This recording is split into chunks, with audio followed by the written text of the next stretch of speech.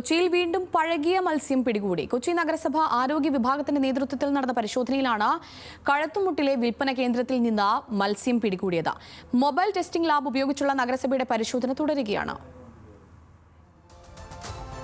Trawling നിരോധനത്തിന്റെ പശ്ചാത്തലത്തിൽ ഇതര സംസ്ഥാനങ്ങളിൽ നിന്ന് ഫോർമാലിൻ കലർന്നതും ഭക്ഷ്യയോഗ്യമല്ലാത്തതുമായ മത്സ്യം മാർക്കറ്റുകളിൽ വിൽപ്പനയ്ക്കെത്താൻ സാധ്യതയുണ്ടെന്ന വിവരത്തിന്റെ അടിസ്ഥാനത്തിലാണ് കൊച്ചി നഗരസഭ ആരോഗ്യ വിഭാഗത്തിന്റെ പരിശോധന.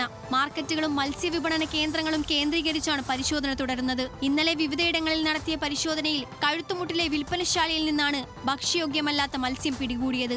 അഴുകി തുടങ്ങിയ മത്സ്യം ഐസ് പോലും ഉപയോഗിക്കാതെയാണ് വിൽപ്പനയ്ക്ക് വെച്ചിരുന്നത്. കഴിഞ്ഞ ദിവസം പള്ളുരുത്തി വെളി മാർക്കറ്റിൽ നിന്ന് 200 കിലോയോളം പഴകിയ മത്സ്യവും ആരോഗ്യ വിഭാഗം പിടിച്ചെടുത്തിരുന്നു.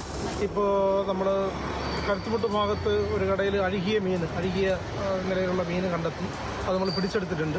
പിന്നെ പൂളക്കണ്ടം മാർക്കറ്റ് നമ്മൾ നോക്കി. അവിടെ ഏകദേശം എല്ലാം ഫ്രഷായ മീൻ തന്നെയാണ് കൊടുക്കുന്നത്. കാരണം എപ്പോഴും പബ്ലിക് വന്നു പോകുന്നത് കാരണം അവിടെ അങ്ങനെ ഒരു ബുദ്ധിമുട്ടുണ്ടായതായിട്ട് നമുക്ക് റിപ്പോർട്ടില്ല. എങ്കിലും ഒരു റൊട്ടീൻ പരിശോധന എന്നുള്ള നിലയ്ക്ക് അവിടെയും കൂടെ നമ്മൾ ചെയ്തിട്ടുണ്ട്. ഇത് വ്യാപകമായി വരും നാളുകളിൽ കൊച്ചി പ്രദേശത്ത് എല്ലാം ഒന്നര വിട്ട് മറ്റു ഭക്ഷണശാലകളും അതേപോലെ മീനിന്റെ കാര്യത്തിനകത്തും അതീവ ശ്രദ്ധയുണ്ടാവും. ഇതുവരെ 19 സർക്കിളുകളിൽ നഗരസഭ ആരോഗ്യ വിഭാഗം പരിശോധന നടത്തി. നഗരസഭയുടെ മൊബൈൽ ടെസ്റ്റിംഗ് ലാബ് വാഹനം ഉപയോഗിച്ചാണ് മത്സ്യങ്ങളുടെ ഗുണനിലവാര പരിശോധന. വരും ദിവസങ്ങളിലും പരിശോധന തുടരാനാണ് അധികൃതരുടെ തീരുമാനം. ന്യൂസ് മലയാളം, കൊച്ചി.